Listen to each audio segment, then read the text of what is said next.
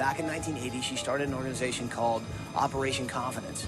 Our mission is to provide job training and employment opportunities for individuals with disabilities. She's helped over 10,000 people.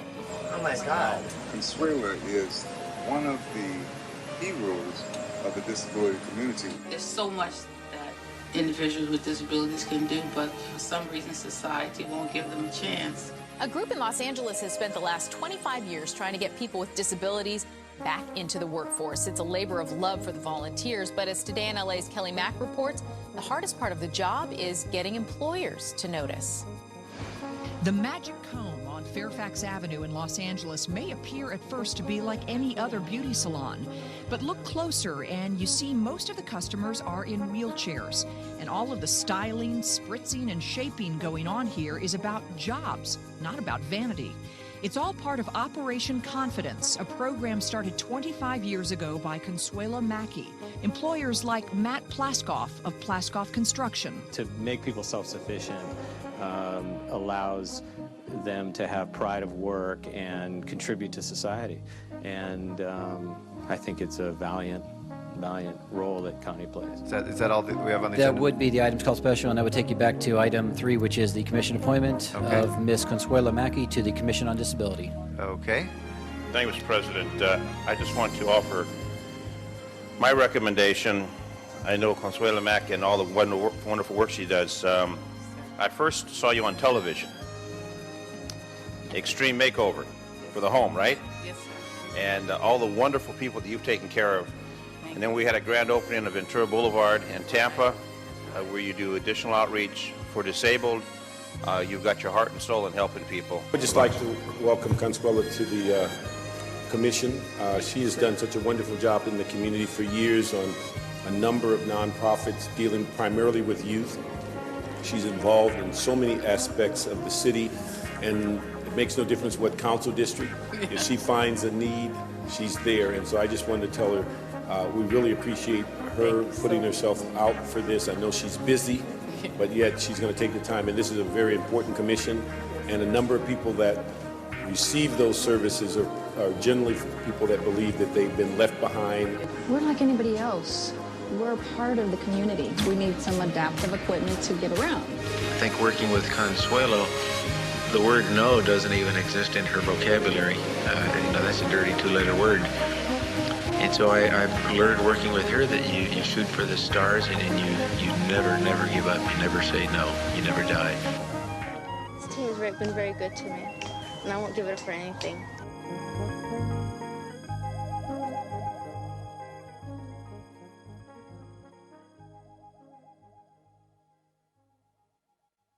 In 1982, the Totally Confident Disabled Drill Team was created.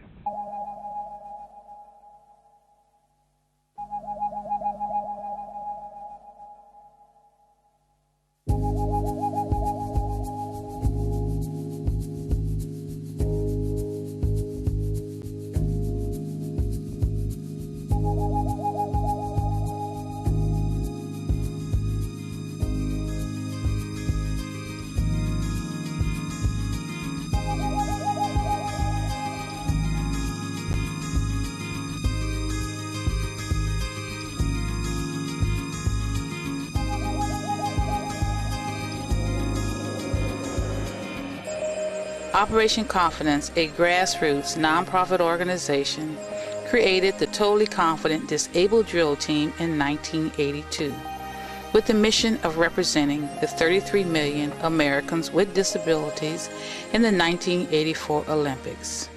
Operation Confidence knew they would need help in reaching its goal, so therefore a letter was sent to President Ronald Reagan asking for his support. On March 14, 1984, the President sent a letter of congratulations that read, he was proud of their achievement in surmounting great odds in the pursuit of their dream for the example of human spirit over adversity.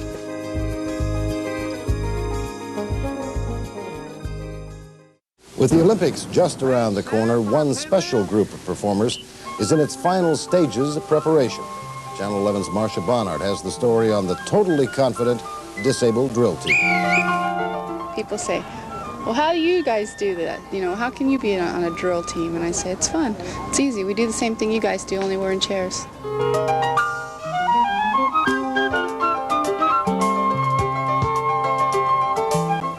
This special drill team came together in 1982 with the dream of performing on videotape during the opening ceremonies of the Olympics. We're glad to bring them to you tonight on Two on the Town.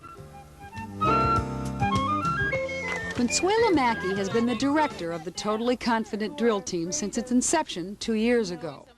My idea was something a little bit different. I feel that our name already says that we're disabled, and I think that maybe if we have a logo that shows something that we represent or what our goal is, and some ideas that I had were possibly a door being opened as to symbolize how we want doors to be open for other disabled people.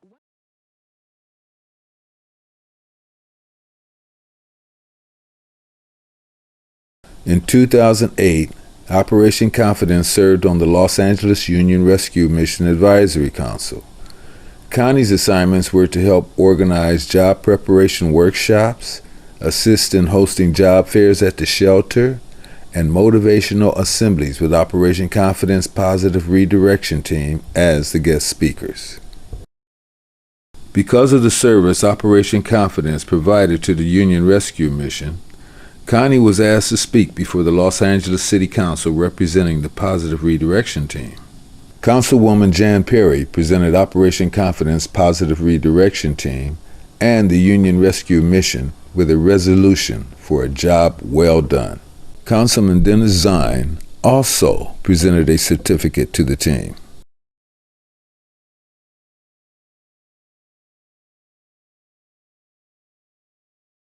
During the time when Connie and the Positive Redirection Team were part of the Advisory Council, is when they discovered a community of disabled veterans living in their wheelchairs on the streets of Skid Row in Los Angeles. Shocked by what they saw, Connie and the team began to reach out and communicate with some of the veterans to get an idea as to why they were in this situation. Most of them told similar stories of joining the military, going off to war, and coming home after being discharged with a disability, traumatic brain injuries, as well as PTSD. Sometimes being rejected by family and the system makes filling out necessary forms and documents very difficult, and not having a permanent address usually resulted in an even more challenging situation. It was at that time that Connie brought the subject to the attention of the Board of Directors of Operation Confidence, and a commitment was made to begin doing our part as a nonprofit to advocate for disabled veterans in order to relieve the situation as much as possible. Shortly after that, she went before the City Council and the Board of Supervisors in order to host a major resource and job fair for the veteran community. It was held at Los Angeles Sports Arena in 2009, 2010, and 2011. They put their lives on the line for our country, but many veterans struggle to find work when they get home, especially if they were injured while serving. Today, a job fair showcased opportunities for some of our nation's heroes. NBC4's Andy Adler reports. I'm sure you heard stories in the past about soldiers coming home and they wounded and they missing a limb. I mean, I served 2 tours in Iraq and I've seen it firsthand. Yeah, we've heard those stories before. And when Lynette Jones came back from serving in Iraq, she too, like most vets, struggled to find work. But today was all about making things a little easier for those who fight for our country. Okay, so I'm looking at this sign. JOBS, that is a good word, and that is exactly why you're here. That's right. We're here to promote our company because we're looking for salesmen and salespeople to really help them get ahead in their life. Everything from jobs in sales to jobs serving our cities. It's a police department and a fire department. They understand the teamwork, they understand the concept. So we're very excited. We're working with the vets to get them on the job.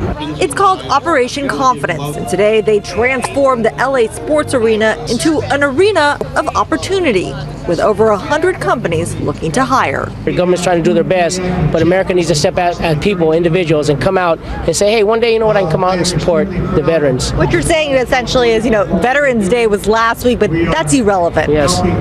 It's Veteran Day every day, because they don't take off a day and say, you know what, today I'm not going to fight for my country because I want the day off.